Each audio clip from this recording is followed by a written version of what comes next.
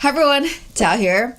Whenever someone asks me which iPad they should buy, I go through my usual recommendation. If you're on a budget, get the bare bones iPad. Want portability? Get the mini. Craving for the absolute best experience? Go for the Pro. And if you're looking for a happy medium, you can't go wrong with the Air. This is the newly launched iPad Air with several upgrades that inch it closer than ever to the Pro models. So, does this change anything? The headlining upgrade is that it now includes Apple's M1 chip, which gives it the exact same processor as the iPad Pros. Heck, I'm using a Mac Mini that's powered by the exact same chip. Now, does that much power make sense on an iPad? Right now? I'm not too sure. But it does mean you should feel pretty safe for the next 4, 5, maybe 6 years. They've also upgraded the front-facing camera to a 12 megapixel ultra-wide sensor with a center stage, doubled the speed of the USB-C port, and tossed in mid-band 5G support to round up the upgrades. So the screen remains unchanged. It's a 10.9-inch liquid retina LCD display that goes up to 500 nits of brightness. One of the ways Apple separates their Pro lineup is with ProMotion, aka Apple's fancy name for an adaptive 120Hz refresh rate display. Basically, it makes scrolling and interacting with the iPad Pro look and feel silky smooth. So the iPad Air has a standard 60Hz refresh rate, which is honestly fine. My take on ProMotion is that it's really hard to go back to a 60Hz screen once you've experienced 120Hz. But if none of your other devices have a high refresh rate display, then you'll be perfectly happy here. This is a nice, sharp, good-looking panel with great color accuracy. Paired with that screen are dual stereo speakers that totally exceeded my expectations. They seriously sound great.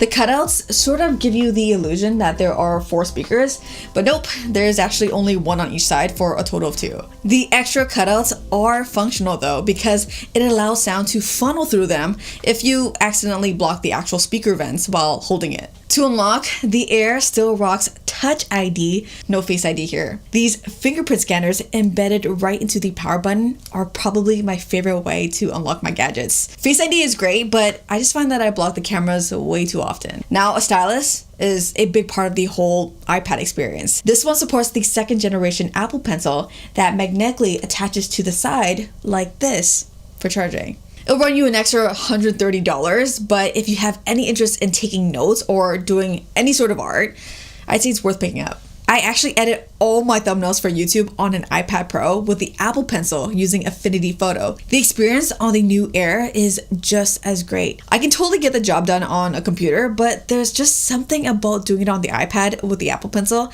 that I find way more enjoyable. It's really hard to explain. Something I've also been trying to build a habit of is daily journaling, and from a note-taking perspective, it's been great as well.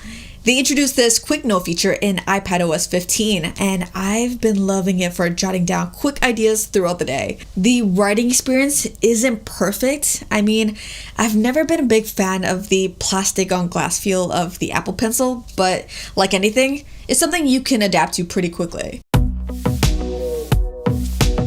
The Air is also compatible with both the Smart Keyboard and ultra sleek Magic Keyboard. So this is a $300 keyboard.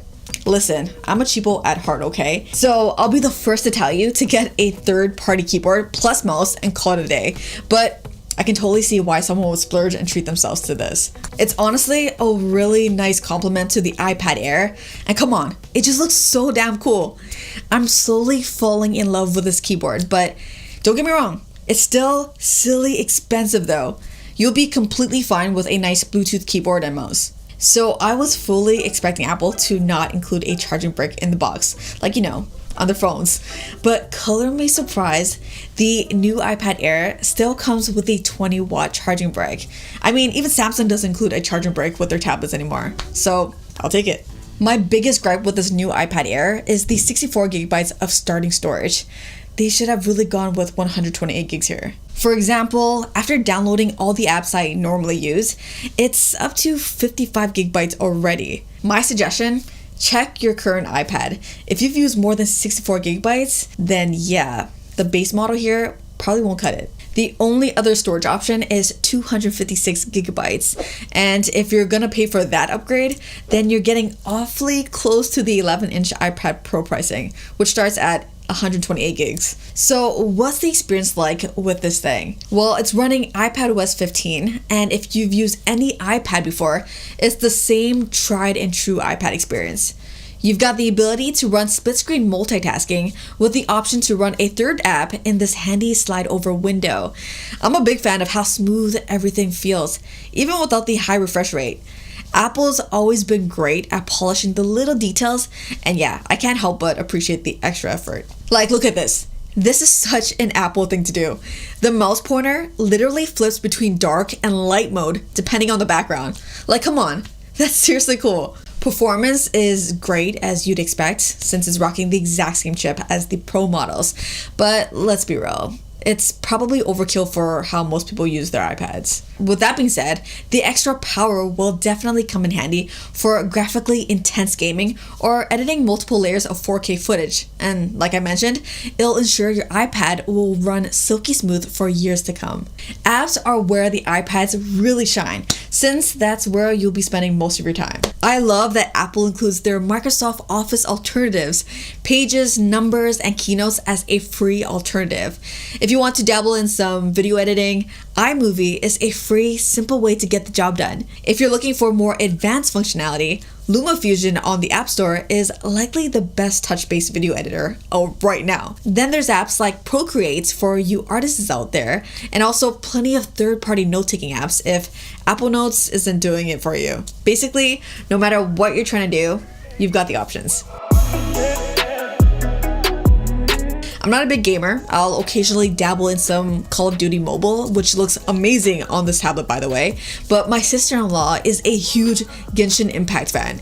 She mainly plays on her phone, so here's her initial impressions of the experience on the iPad Air. So the thing I'm most impressed by is the graphics. This looks really good. It's actually the best quality I've ever experienced this game in because I'm a mobile player. 36 stars, by the way. Plus, it's so smooth. I usually play on my phone and I have to play in the lowest settings or else it'll lag. But look at this. We are playing on the highest graphics quality setting and it is smooth. You can see there the current performance load and everything is it's really good. It's really amazing. One of the things that Apple mentioned that the M1 chip enables is on-device intelligence. Live text is an example of that. Okay, so check this out. I'm gonna take a picture of this Popeyes fly here. Don't judge me.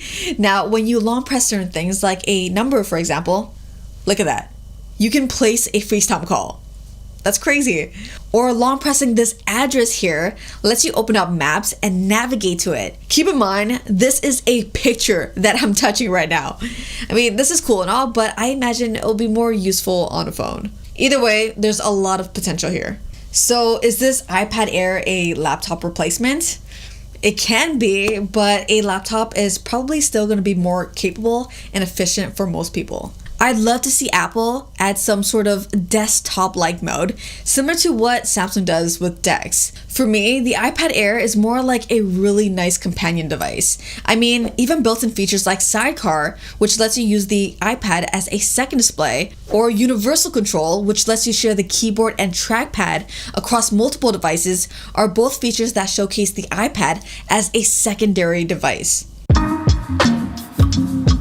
Alright, so if you're in the market for a premium iPad experience and can't justify the $799 price tag of the Pro models, then yeah, the new iPad Air gets you closer than ever to the iPad Pro experience. The lack of a 120Hz display is probably the only thing I actually noticed during day-to-day use. The base model's $599 pricing really is the sweet spot between value and performance for students or mobile gamers. Now, that's only if you can make 64 gigs of storage work. And you need to think about it very carefully because these days, 64 gigs will fill up faster than you think. As a content creator, dealing with tons of pictures and video files, the base model just wouldn't work for me.